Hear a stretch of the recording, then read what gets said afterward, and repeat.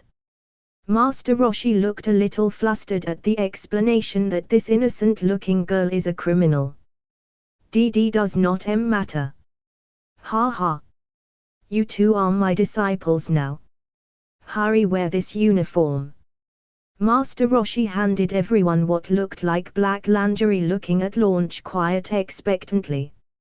Launch was slowly peeling off her top to change, nearly revealing two bright pink bumps on her modest chest until a fly flew past her nose.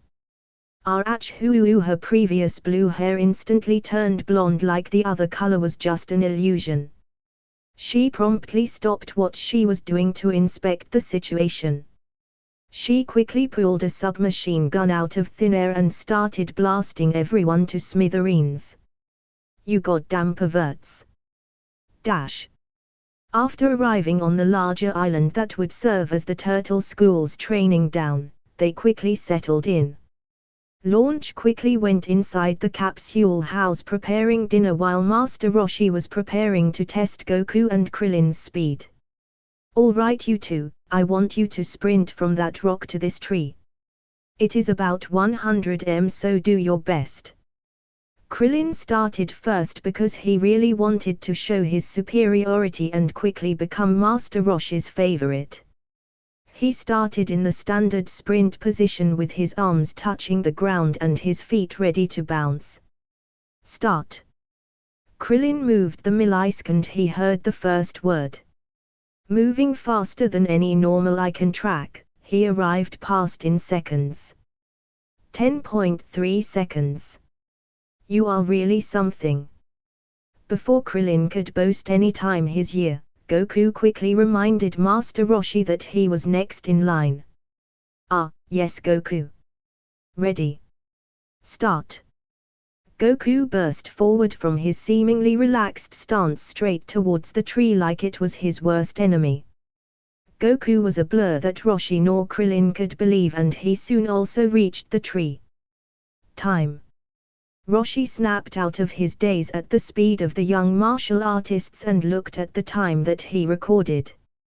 7-7.9 seconds. Krillin quickly proceeded to almost faint before Roshi caught him and helped him stand up. Before you clock out, watch this old master show you how it's done. Master Roshi was hoping that with his speed, he can rejuvenate Krillin's motivation after seeing the gap in power from his rival. After all, Krillin's speed was around his when he was just his age as well. Master Roshi burst through the track like a star, making everyone look his way while shielding their eyes. He instantly made it to the tree and asked his time. Hyuk. 5 seconds. You see Krillin, I was. Before Master Roshi could continue, Krillin already fainted standing up. Dash. Hurry it up. Krillin, you got to keep up. Hey. Did you skip that zigzag? Do it 2 more times. Dash. Hey. Watch where you are throwing that dirt. I am trying to enjoy the view through these binoculars here. Dash. Bonk. Gosh darn it, Krillin. 9 plus 10 is not 21. What stupid person told you that? Dash. You are not supposed to do actual construction. Only help them. You made this entire bridge fall. Dash. Oi. We aren't at the beach. Don't splash water on me. Dash. We shall do all of that, but instead with these 20 kilograms shells. Krillin was moved to tears. Who are you? I don't really have any fight techniques to teach you to. All of the work you have been doing has been honing your body and senses to the maximum. However, I do have these 40 kilograms as gifts to further your training. Master Roshi pulled out 2 more shells that sunk into the ground upon their descent. Even though I remember Roshi not teaching them fighting technique, this confirms it. Although they say it is martial arts and know what martial arts are like karate, it's them mostly just punching and kicking with some key techniques mixed in. No real martial arts are here like in my old world, only just refined movements compared to people like Cauliflower who was labeled a brawler.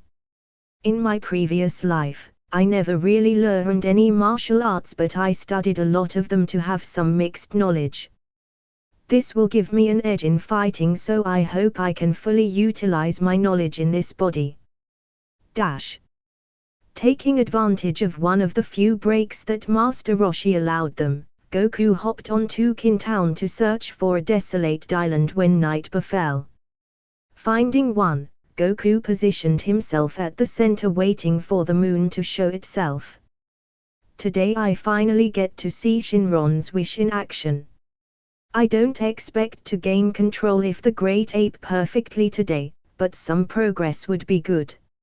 Soon, the moon has shown itself in all its glory, shooting waves of lunar light to its participants. Goku looked up from his meditating position and instantly his eyes swelled red. Goku started accumulating hair across his entire body and grew meter by meter into the infamous Great Ape transformation. I think it's still hard to control. But least I can control. Goku had a hard time adjusting to his newfound height and extreme fury that was hidden inside such a monstrous transformation. To counteract this, Goku in his Great Ape form sat in a meditating position to calm his mind. It is time for the World Martial Arts Tournament. You two can take off your turtle shells now. Goku and Krillin promptly took off their shells and observed their bodies. They soon noticed that their bodies responded to them better than before and felt like they had limitless stamina. Try to jump your hardest. After Master Roshi's encouragement, the turtle hermit apprentices jumped as hard as they can, leaving a puff of smoke in their wake. They easily jumped a few meters and were still rising. They reached their apex looking at each other surprisingly before gravity took control. This power. It's so invigorating. I feel like I can do anything. This is what it means to surpass human limits. Goku and Krillin suited up and boarded their luggage before setting off to stomp on their competition. After going between various different vehicles, they finally arrived at the World Martial Arts Tournament registration stands. These two will be participating. As Master Roshi was signing them in, Goku was currently observing everyone that has shown up to participate. People of all different shapes and looks were participating, hoping to take a spot in the finals, even though some looked like regular people wishing to get lucky. When Goku was looking through at the participants, he heard a familiar voice behind him. "Ah, Goku, it's you. You didn't even say goodbye the last time I saw you." Turning his head around, he saw a Bulma in a crazy new hairstyle with Capsule Corp logo clothes. Seeing her new look, Goku could not help but feel that although it was kind of out there, it fit her nonetheless. Well, last time you were quite angry with me, so I thought it would have been better to just leave. Goku had a wry smile on his face at the approaching Bulma. She had a pout as she strutted forward towards him. Krillin's jaw dropped at Bulma's beauty and their implicit conversation. He started to poke O along in the ribs to ask him the question that floated in his mind when he saw Bulma. Who is this gorgeous lady? How does she know Goku so familiarly? Huh. That's Bulma. Don't be charmed by her looks, she is a devil in human skin. As far as I know, they aren't in a relationship, but who knows? They went on a crazy adventure together and had a lot of time to themselves. Before Krillin could respond, Bulma, when she was close to Goku, suddenly squeezed the life out of him once again. Krillin's eyes bulged out at the display before cursing himself. Bonus scene. Sitting on top of a floating island in the middle of nowhere, a frizzly Neko was lounging around. What was particularly weird was what the Neko was sitting on. He was sleeping on a beanbag-shaped object made entirely out of green beans. Said Neko wakes up with a yawn and started looking at the overflowing amount of green beans in his home. Oh Kami, I should really do something about these senzu beans. They are overtaking my home. The Neko was contemplating before ultimately deciding on the most unforgivable sin in this universe. I should just destroy them. All they do is feed a normal person 10 days and nothing else. Useless otherwise. The Neko proceeded to destroy the overflowing beans. Finally, after Goku's insistent ramblings, Bulma finally released him. You still so short, huh? It's been 8 months and you barely have grown a centimeter. Bulma let out a light sigh. You can see some disappointment in her eyes, but the reason was unknown. So how have you been, Bulma? Still, looking for a boyfriend? Goku said, remembering the reason for both of the Dragon Ball trips. I tried, but it didn't work out. I've just been hanging out with some girlfriends, like Shishi that we met at Ox King's place. Remember her? Bulma was twirling a stray hair next to her eye while talking to Goku. Shishi. Bewildered, Goku couldn't help but exclaim out loud. This wasn't anywhere close to how it was supposed to go. Yeah, you remember her. Actually, where is she? She came with me. Bulma started to pivot in 360 degrees with a hand on her forehead, looking like an explorer. The girl in hiding was actually behind Krillin, peeking her head out towards everyone. Krillin yelped in surprise and scurried away like a frightened kitten. Looking at her young features that rivaled Bulma, Krillin couldn't help but overflow with envy. She had actually gotten a little taller than the last time Goku saw. Her childlike face was less apparent and her clothes were of a city girl's standard. Or more like the Bulma standard, as they were wearing the same type of clothes. When Bulma beckoned her over, she shyly came up face to face with Goku, slightly looking down at him. Hey Goku. Seeing the awkward situation that was about to turn up, Bulma immediately saved her. So Goku, she put her arm around Shishi. You going win this tournament? In it to win it. After chatting with them for a little while longer, Krillin and Goku finally entered the preliminaries. Surrounded by big dudes and small dudes, tall dudes, and short, Goku felt like he was at an art gallery of every man possible. Hey, we were trained by the legendary Master Roshi, we should go easy on these guys. Yeah. Let's do this. Before they can proceed further, Goku was confronted with a tall man with a scar on his face. With a newly fresh cut, he looked at Goku with an indignant expression. Hey, you kid. Your name is Goku, right? It's me, Dio. Wait, that's not right. It's me, Yamcha. I've been training diligently just for this moment where I beat you up. Well, good luck. I bet you will be a leading figure in martial arts if you keep this up. Confused at Goku's ramblings, Yamcha stormed off after he heard it was his turn to fight. Goku and Krillin made it into the finals representing the pristine Turtle Hermit School after beating all the grown men like the children that they were. They ran around the crowd like chickens looking for some of their friends. Hey, guys.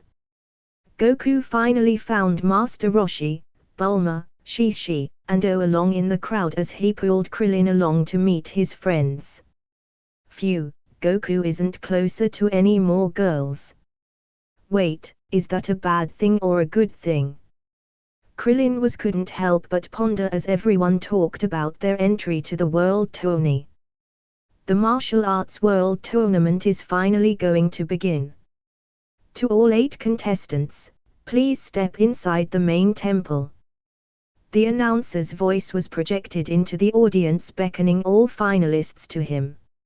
Looks like that is you guys, we will cheer for you guys from the crowd.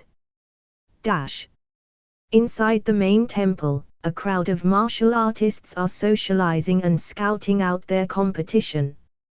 In the corner, there was an old man talking it up to a young purple-haired lady that had a somewhat disgusted look on her face. Next to a pillar was another man who was ignoring his surrounding by meditating with his hands clasped together. Standing menacingly in the back, a dinosaur creature was staring at his competition like they were his prey. When Yamcha saw Krillin and Goku enter, he started to walk towards them only to be intercepted by a large man with nearly no clothing. Yamcha nearly passed out just from smelling him as he passed by everyone. Goku couldn't help but step a few feet back from the smell. This is the worst smell I have ever come across.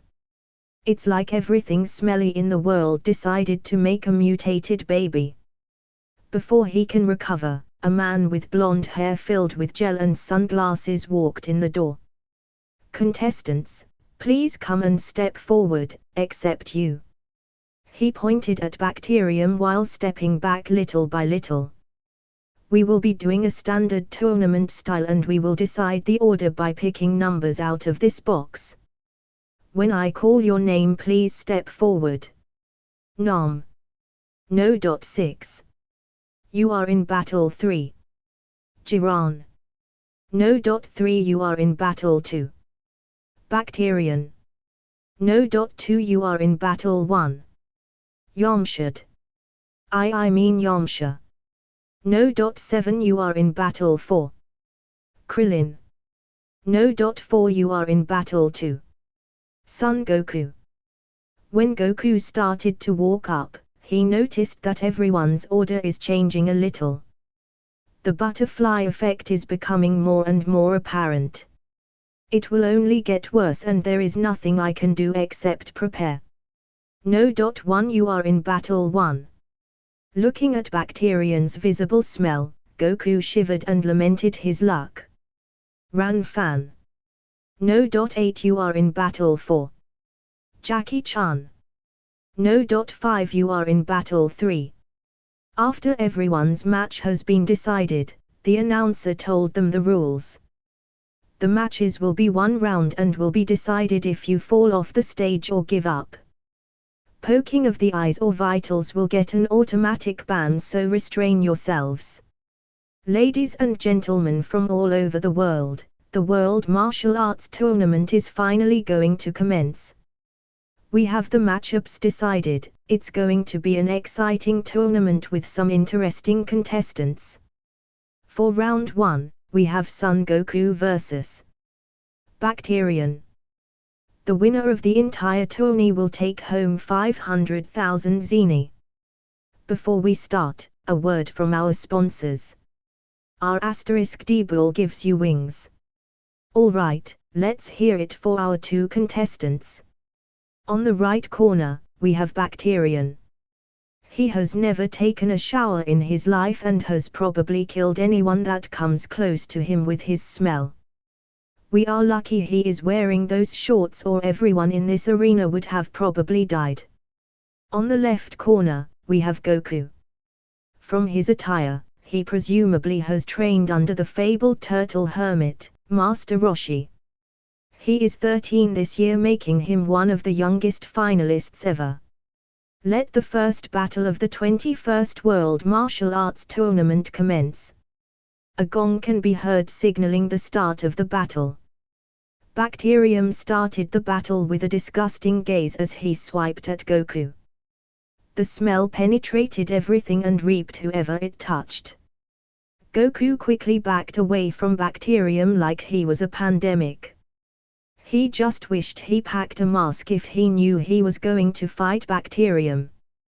Bacterium saw Goku back away, so he started to puff his chest. He blew out rancid air directly towards Goku, hoping to stun him. Goku's counterattack to him was to also puff up and blow air.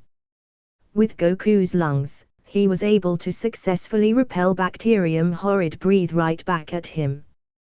Bacterium was all too used to his smell, so it didn't affect him that much, but the properties of the stench still tickled his nose, making him sneeze.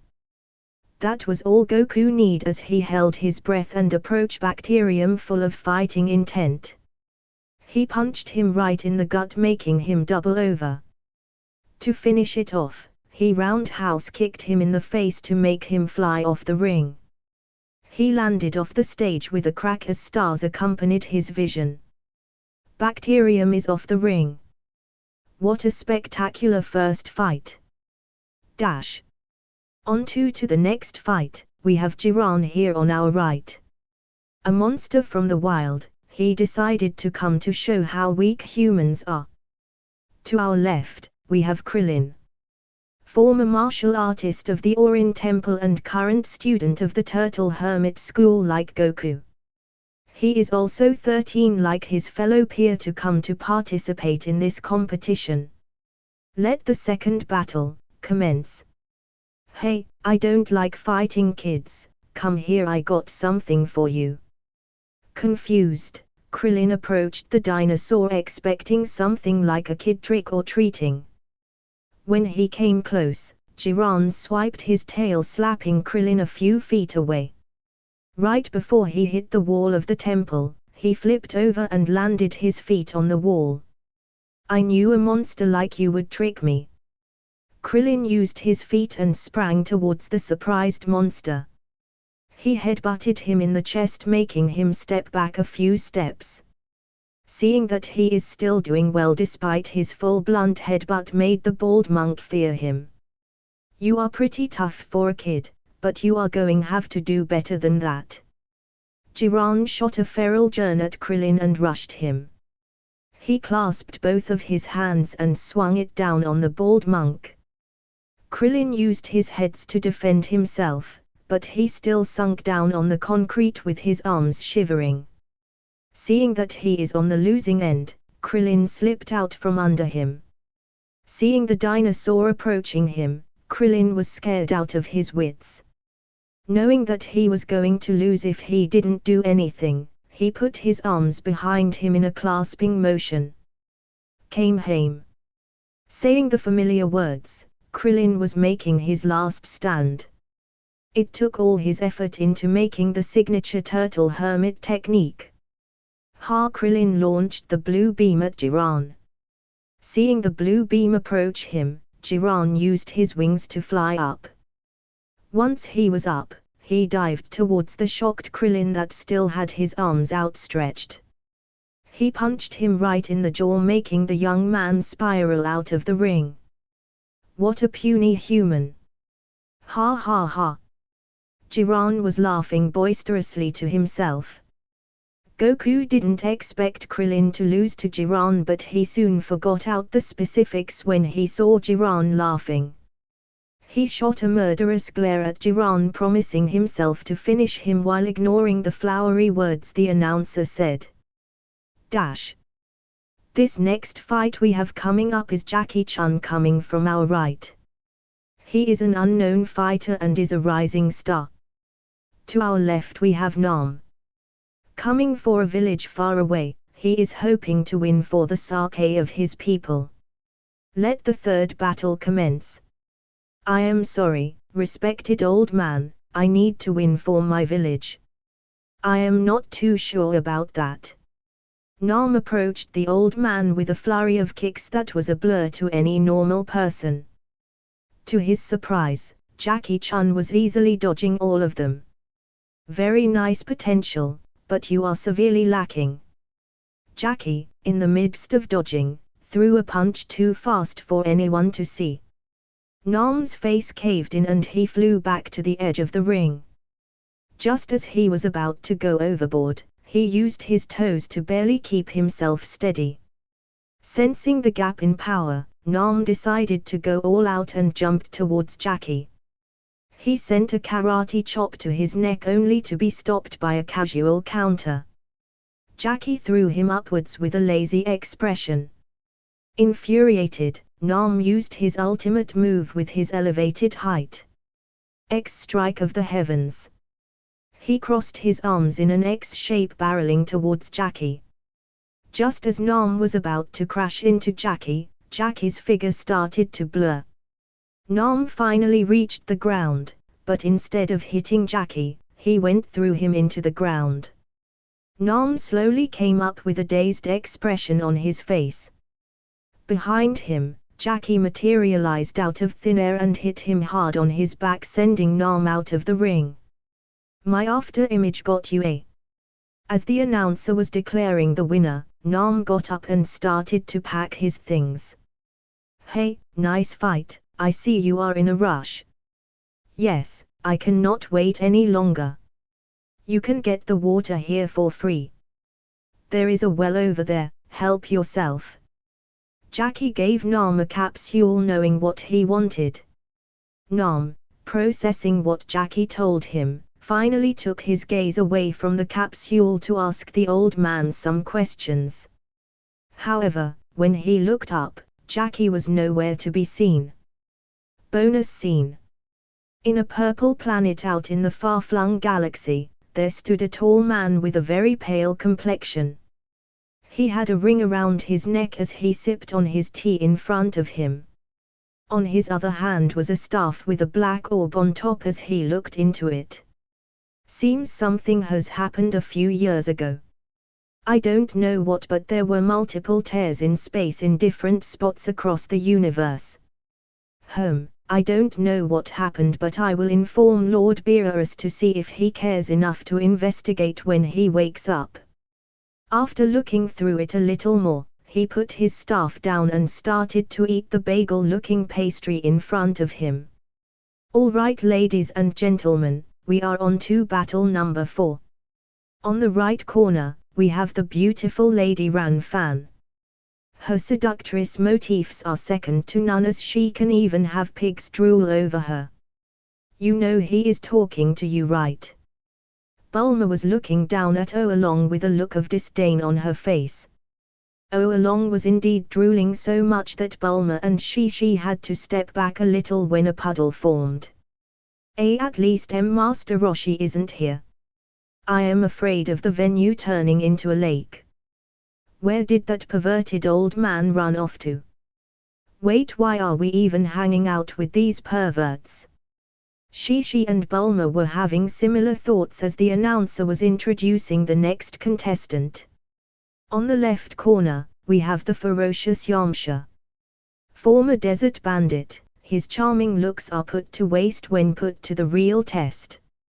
Yamcha was already in a fighting stance, but he wasn't moving at all like a statue. It looked like his soul was drained when taking one look at Ran Fan. Yamcha, you can do it. Hearing a voice to her right, Bulma turned that direction to see Puar animately cheering for Yamcha. Hey, you are Yamcha's partner, right? What is with him? Why isn't he moving? Ha, it's you guys. Of course. You guys are here to cheer on Goku. Why Yamcha is extremely nervous around beautiful women. I hope he can survive this match. Pua was looking almost as nervous Yamcha. Under the intense eyes of Bulma, Pua couldn't help but spill the bandit's worst weakness to a girl no less. I kinda remember something like that. Bulma this time was staring intently at Yamcha, judging him brutally. Going back to the match at hand, the announcer already commenced the battle as Ran Fan was looking at Yamcha playfully. She strut up to him in a very sexy manner by swaying her hips. Yamcha's eyes were roaming unhinged from her hips to the two round mountains on her chest. Ran Fan rolled her eyes at Yamcha's obvious staring. When she was close, she kicked him as hard as she could, pointedly avoiding the sharp sword in front of Yamcha that might stab her. Yamcha's sword immediately sheaths itself as he skid across the platform, struggling to stand. Before he can reposition himself, Ran Fan dashed up to him and launched a high kick to his face. Using his fast reflexes, his arms lurched in front of his face to form an X shape to block the kick. Yamcha was able to avoid a painful hit and counter-attacked by grabbing her raised leg with one hand and punched with his other. Before his fist connected, he saw the bashful look on Ran Fan's face. "Oh my! You can see my hidden place down there. I didn't take you for the aggressive type, not that I mind." Yamcha instantly froze while his face looked like a ripe tomato. His pupils were gone and he had gone into a daze. Giggling, Ran Fan leaned in right in his face, before punching him square on the jaw, making a tooth fall out. You can see Yamcha's goofy face turn into one of horror when his eyes landed on the flying tooth. *T. My handsome face. You are going to get it now. Enraged, Yamcha shot out his fist without thinking of anything. It landed on Ran Fan's stomach, making her heave. Yamcha followed up with a sweep at her feet to make her fall on her butt. Yamcha was about to land a finishing blow on her head to knock her out before he saw the sultry smile on her face. "Why you don't want to hit me right? How about a date after this? You look pretty handsome and strong. Just let me win, pretty boy." At the end of her tirade, she sent a wink towards Yamcha. After seeing the dazed girl, his entire body froze once again. He was getting pulled harder and harder to her seduction until he heard the last sentence she sprout. After she said it, his gaze hardened and he picked her up. What are you doing? At least take me out on a date first." Wait, what are you doing? Ran Fan was flailing around on Yamcha's arm trying to escape. Yamcha, however, was too strong for her after the injuries she took, and he soon arrived at the end of the stage. Yamcha dropped her off with no remorse, making her land with a thud. Hey, if you want to still go on that date, I am open to it." The last thing Ran Fan saw was Yamcha's nervous smirk that ruined his confident persona. She couldn't help but think of how adorable his attempt was. That last fight ended on a weird note, but we have finally entered the semi-finals. Our next fight is the dinosaur Jiran vs the child warrior Goku. From Jiran's last fight, he defeated Goku's classmate from the Turtle School. Will Goku achieve vengeance, or will Jiran shut down the once glorious Turtle School? Let battle number 5 commence. You turtle kids don't seem so tough. The last guy barely put up a fight. Goku didn't say anything and only rushed Jiran with lethal intent in his gaze. Noticing the way this brat upheld himself compared to his companion, he instantly spat at him. Knowing what the spit was, Goku easily jumped over. The spit hit the wall with a splat next to the gang. Some of it got in Oolong's mouth as he was fervently remembering Ran Fan's match. What the foo?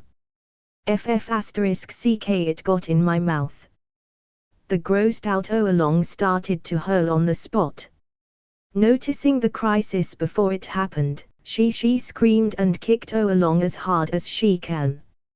Oolong flew out of the venue, defying the saying that pigs can't fly, before he let out his entire breakfast on the grass outside. When Goku was above Jiran's surprised head, he did an axe kick diagonally on his neck. He aimed towards the weak spot on the neck where it would do the most damage, towards the head and spine. Using a lot of leverage and momentum from his flight, so when the kick landed, people can hear bones crack. Jiran, however, was a monster, so he was more resilient towards blunt attacks. He was about to stand up despite his neck injury when he heard a familiar sound. Kamehameha. Goku charged up a Kamehameha to throw it towards Jiran.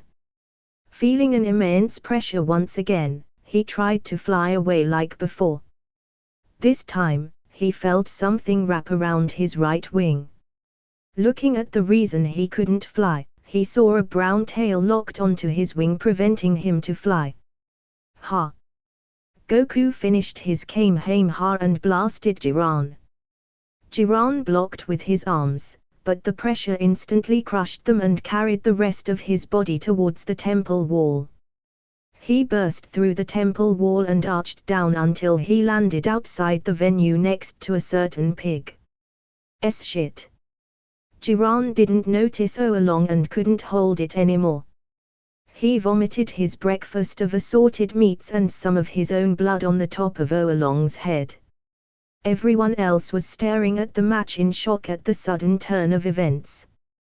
When everyone awoke from their stupor, Krillin rushed over from the spectator stands to Goku. Goku!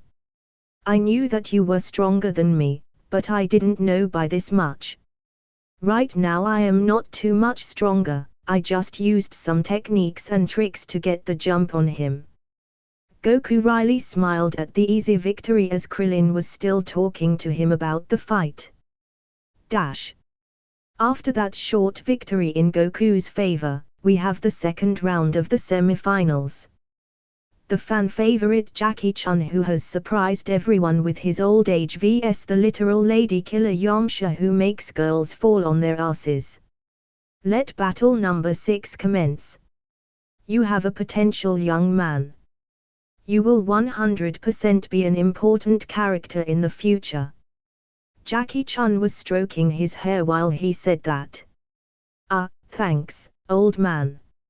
Enough talk, let's do this. At that signal, Yamcha rushed towards Jackie with his claws outstretched like a canine.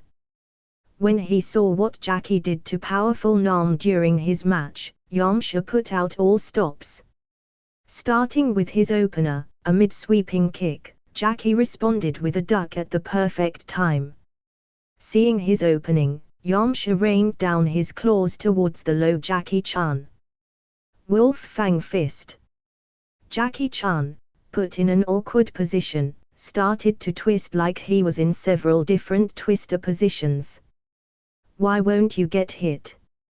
Punch after punch couldn't touch the Jackie despite the frightening speed that Yamcha displayed. After a little bit, Jackie finally got the hang of Yamcha's rhythm. Instead of awkward twister positions, it looked like he was actually breakdancing. A vein popped out of Yamcha's head, and if you looked closely enough, fumes started to come out of his ears. He finally launched both of his hands to hopefully end this charade. When Yamcha's hands reached its apex, Jackie used shot out one of his legs above them. Leaning with all of his weight, Jackie brought the fists down until they reached the floor and rammed him with his other leg. Yamcha wiped his face from the dirt and stared at the old man in surprise.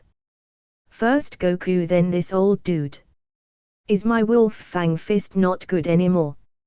Not giving Yamcha too much time to think, Jackie disappeared from where he was standing, creating an afterimage in his wake.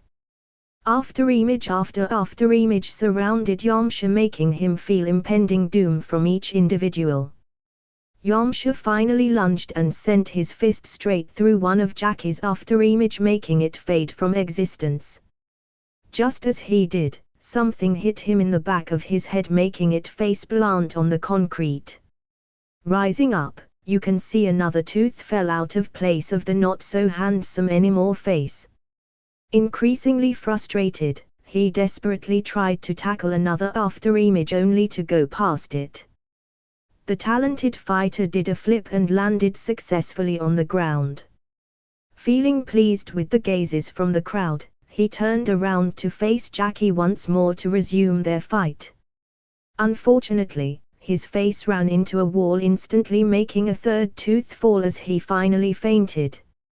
Yamcha was actually outside the ring already and ran into the ring. Dash.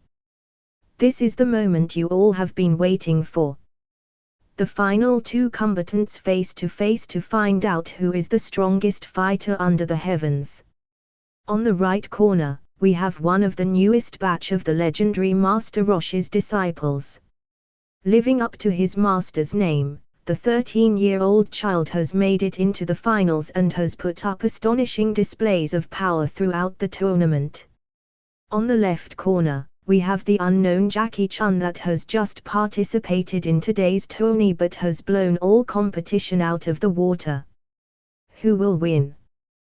Cast your votes and let the final and seventh battle commence. Knowing who this was, Goku instantly got into a defensive stance.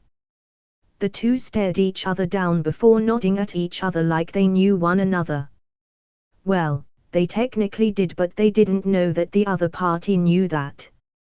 Saying no more, they both stepped on their feet, making the ground shake before colliding in the middle to see who is the strongest under heaven. Bonus scene. Middle of nowhere in space. F*UCK. F*UCK. F*UCK. In the middle of space, a spatial tear appeared out of nowhere, revealing a disheveled-looking man in a yellow trench coat. That accursed fat cat. The next time I see him I swear I will tear him to pieces. As the man said that, strange green blood came out of his mouth, coating his chin. At least I got rid of Goku like I did. Having him as a threat would have foiled my plans even more than that stupid destruction god. The strange man started to meditate with a blue-green aura encased him, and astonishingly, all his injuries and destruction energy that lingered from them disappeared without a trace. Sensing an approaching presence, he snickered and turned toward his foe. In front of him was a large bloated purple cat once more with his angel attendant. Along with him was a purple-haired young man with a large black trench coat and a sword hanging from his back. Standing a little further back was a pink-skinned Kai with golden clothes and a white robe with it. You won't escape me this time. I tracked you, figured out where you would be with the help of Chrono, and brought some back up this time. Both figures powered up with all their might, Champa with a fiery purple aura and the other having transformed with red hair and red aura to match. They both launched a pincer attack towards their target as the three figures duked it out, shattering space around them. That's it, guys. Hope you like the video. Like, share and subscribe the channel, and also make sure you tell me your recommendation in the comment section down below. Thanks for watching.